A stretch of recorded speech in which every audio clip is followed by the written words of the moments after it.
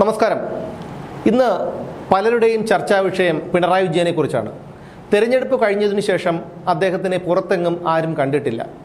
ഒരു പൊതുവേദികളിലും അദ്ദേഹം പ്രത്യക്ഷപ്പെട്ടിട്ടുമില്ല. രാജ്യത്ത് ആകെയുള്ള കമ്മ്യൂണിസ്റ്റ് ഭരണം നിലനിൽക്കുന്ന ഒരു സംസ്ഥാനം കേരളമാണ്. കനലൊരു തരി എന്ന് പറയുന്നത് പോലെ ഒരേ ഒരു മുഖ്യമന്ത്രി പിണറായി വിജയനാണ്. അവിടെ 33 കൊല്ലം ഭരിച്ച പശ്ചിമ ബംഗാളിൽ തെരഞ്ഞെടുപ്പിന് പോലും പ്രചാരണത്തിനായി പിണറായി വിജയൻ ഒരു ദിവസം പോലും പേരിന് അവിടെ പോയി പ്രചാരണം നടത്തിയില്ല. ഇതൊക്കെ വലിയ ചർച്ചാ വിഷയമായിരിക്കുമ്പോഴാണ് MA ബേബി വന്ന് പറഞ്ഞത് പിണറായി വിജയന് മൂലക്കുരുവിൻ്റെ ചികിത്സയ്ക്കായി, പൈൽസിൻ്റെ ചികിത്സയ്ക്കായി, ഇനി മൂലക്കുരു എന്ന് പറഞ്ഞാൽ അദ്ദേഹത്തെ കളിയാക്കി എന്ന് പറയും, അതുകൊണ്ട് പൈൽസിൻ്റെ ചികിത്സയ്ക്കായി അദ്ദേഹം ഓപ്പറേഷനോ മറ്റോ കഴിഞ്ഞിരിക്കുകയാണ് എന്നൊക്കെയാണ് MA ബേബി നൽകിയ വിശദീകരണം.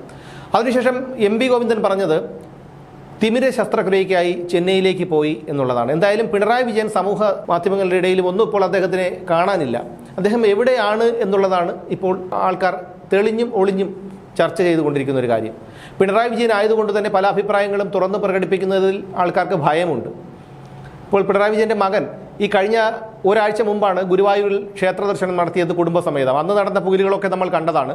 അവിടെ വഴിപാടുകളൊക്കെ നടത്തി. പക്ഷേ ഈ വഴിപാടുകൾ ആർക്കു വേണ്ടിയാണ്, ഏതോ നക്ഷത്രക്കാരന് വേണ്ടിയാണ്, എന്ത് വഴിപാടാണ് നടത്തിയത് എന്നുള്ള കാര്യമൊന്നും ഇതുവരെ പുറത്തു വന്നിട്ടില്ല. പലരും പറയുന്നത് അത് അച്ഛൻ്റെ പേരിലാണ് വിവേക് കിരൺ ഇത്തരത്തിൽ പൂജ നടത്തിയത്, പുഷ്പാഞ്ജലി നടത്തിയത് എന്നൊക്കെയാണ്. അതെന്തോ ആയിക്കോട്ടെ, പക്ഷേ പിണറായി വിജയൻ തെരഞ്ഞെടുപ്പിന് ശേഷം പൊതുസമൂഹത്തിൽ വന്നിട്ടില്ല, പൊതുജന മധ്യത്തിൽ അദ്ദേഹം വന്നിട്ടില്ല.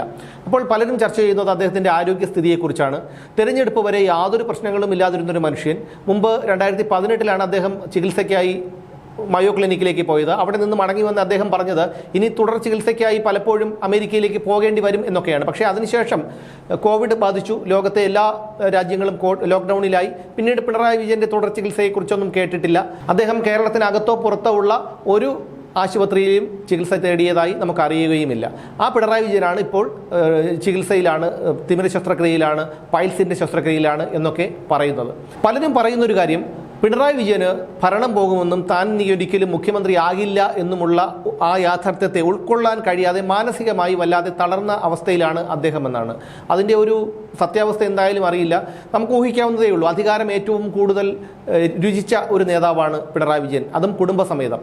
10-23 രാജ്യങ്ങളാണ് പൊതു ഖജനാവിലെ പണമെടുത്ത് അദ്ദേഹം കുഞ്ഞുകുട്ടി പരാധീനങ്ങളടക്കം ദൂർത്തടിച്ചത്. അതുപോലെ എന്തെല്ലാം ആഡംബരങ്ങൾ ചെയ്യാമോ അതെല്ലാം ആഡംബരങ്ങളും അദ്ദേഹം ആസ്വദിച്ചു, അനുഭവിച്ചു. ആ പിണറായി വിജയന് ഇനി ഒരിക്കലും തനിക്ക് മുഖ്യമന്ത്രി സ്ഥാനം കിട്ടില്ല എന്നുള്ള ഒരു യാഥാർത്ഥ്യം ഉൾക്കൊള്ളാൻ കഴിയില്ല. എന്ന് മാത്രമല്ല, പോലീസുകാരോടൊക്കെ അദ്ദേഹം പെരുമാറിയ കാര്യങ്ങൾ അറിയാം, പൊതുജനങ്ങളോട് പെരുമാറിയ കാര്യങ്ങൾ അറിയാം. അദ്ദേഹം നിരത്തിലിറങ്ങുമ്പോൾ തന്നെ 10-40 വാഹനങ്ങളുടെ അകമ്പടി, പോലീസുകാർ ജനങ്ങളെ തടഞ്ഞിടുന്നു അദ്ദേഹം പോകുന്നത് വരെ. ഇതൊക്കെ ആസ്വദിച്ച ഒരു വ്യക്തിയാണ് പിണറായി വിജയൻ. അതുപോലെ തന്നെയാണ് വിദേശയാത്രയ്ക്ക് പോകുമ്പോഴും വരുമ്പോഴും അദ്ദേഹത്തിന് സ്വീകരണം നൽകുന്നതും യാത്രയയപ്പ് നൽകുന്നതും അദ്ദേഹത്തെ വരവേൽപ്പ് നൽകുന്നതും ഒക്കെ നമ്മൾ കണ്ടതാണ്. പിന്നെ പൊതുവേദികളിൽ അദ്ദേഹം ജനങ്ങളോടൊക്കെ പെരുമാറിയത് നമ്മൾ കണ്ടതാണ്. ഒരാളോട് മാന്യമായി സംസാരിക്കാൻ അദ്ദേഹത്തിന് കഴിയില്ലായിരുന്നു. ആ ഒരു അവസ്ഥയിലേക്ക്, ആ ഒരു മാനസികാവസ്ഥയിലേക്ക് 10 വർഷം നീണ്ട അധികാരം അദ്ദേഹത്തെ കൊണ്ടെത്തിച്ചു. എന്തായാലും മൂന്നാമതൊരു ഭരണവും മുഖ്യമന്ത്രി സ്ഥാനവും തനിക്ക് കിട്ടില്ല എന്നുള്ള ഒരു യാഥാർത്ഥ്യം പിണറായി വിജയൻ ഉൾക്കൊള്ളാൻ കഴിയാത്തത് കൊണ്ട് തന്നെ മാനസികമായി അദ്ദേഹം തകർന്ന അവസ്ഥയിലാണെന്നൊക്കെ പലരും പറയുന്നുണ്ടെങ്കിലും അതിൻ്റെ യാഥാർത്ഥ്യം എന്താണെന്ന് നമുക്കറിയില്ല. ഇന്നലെ പറഞ്ഞു കേട്ടൊരു കാര്യമാണ് R ബാലകൃഷ്ണപിള്ള. അദ്ദേഹം വർഷങ്ങളോളം മന്ത്രിയായിട്ടിരുന്ന ഒരാളാണ്, അധികാരത്തിൻ്റെ രുചി നല്ലവണ്ണം അറിഞ്ഞ ഒരാളാണ്. അദ്ദേഹത്തിന് മന്ത്രിസ്ഥാനം നഷ്ടപ്പെട്ടതിനു ശേഷം അദ്ദേഹം കൊട്ടാരക്കരയിലെ വീട്ടിൽ നിന്ന് തിരുവനന്തപുരത്ത് സെക്രട്ടറിയിലേക്ക് വണ്ടി പോകട്ടെ എന്ന് പറഞ്ഞ് വണ്ടിയിലേക്ക് കയറി തിരുവനന്തപുരത്തേക്ക് വന്നു എന്നൊക്കെയാണ് പറയുന്നത്. അതുപോലെയാണ് EK നായനാരുടെ കാര്യം. അദ്ദേഹവും 8-9 വർഷം ഇത്തരത്തിൽ മുഖ്യമന്ത്രിയായി തുടർന്നിരുന്ന ഒരാളാണ്. അദ്ദേഹത്തിന് മുഖ്യമന്ത്രി സ്ഥാനം നഷ്ടപ്പെട്ടതിന് ശേഷം അത് ഉൾക്കൊള്ളാൻ കഴിയാത്ത ഒരു മാനസികാവസ്ഥയിലേക്ക് എത്തി എന്ന് പറഞ്ഞു കേൾക്കുന്നുണ്ട്. തീർച്ചയായും അധികാരം അങ്ങനെ തന്നെയാണ്. മുമ്പ് അറ്റ്ലസ് രാമചന്ദ്രൻ്റെ ഒരു കാര്യം നമ്മൾ കേട്ടിട്ടുണ്ട്. അദ്ദേഹത്തിൻ്റെ അവസാന കാലത്ത് അദ്ദേഹം കുറേ വർഷങ്ങൾ ജയിലിലായിരുന്നു. ആ ജയിലിൽ നിന്ന് പുറത്തിറങ്ങിയതിനു ശേഷം അദ്ദേഹത്തിൻ്റെ തെറ്റുകൊണ്ടല്ലെങ്കിൽ പോലും ശുദ്ധനായൊരു മനുഷ്യനായിരുന്നു അദ്ദേഹം ജയിലിൽ നിന്ന് പുറത്തിറങ്ങിയതിനു ശേഷം എന്നും രാവിലെ ഒരു കാര്യവുമില്ലെങ്കിലും കുളിച്ച് അദ്ദേഹം എന്താണോ ഓഫീസിൽ ധരിച്ചു കൊണ്ടുപോകുന്ന ഡ്രസ്സ്, ആ ഡ്രസ്സ് ഇട്ടുകൊണ്ട് അദ്ദേഹം വീട്ടിലിരിക്കുമായിരുന്നു എന്ന് നമ്മൾ പറഞ്ഞു കേട്ടിട്ടുണ്ട്, വായിച്ചു കേട്ടിട്ടുണ്ട്. പല അഭിമുഖങ്ങളിലും അദ്ദേഹവുമായി ബന്ധപ്പെട്ട ആൾക്കാർ പറയുന്നത് കണ്ടിട്ടുണ്ട്. എന്തായാലും പിണറായി വിജയനെ സംബന്ധിച്ചിടത്തോളം ഇത് വളരെ നിർണായകമാണ് എന്ന് പോലും പറയാൻ കഴിയില്ല. അധികാരം നഷ്ടപ്പെട്ടു കഴിഞ്ഞു. പിണറായി വിജയനെ ഇനി പാർട്ടിക്കാർക്ക് പോലും വേണ്ടാത്ത ഒരു അവസ്ഥയിലേക്ക് എത്തും.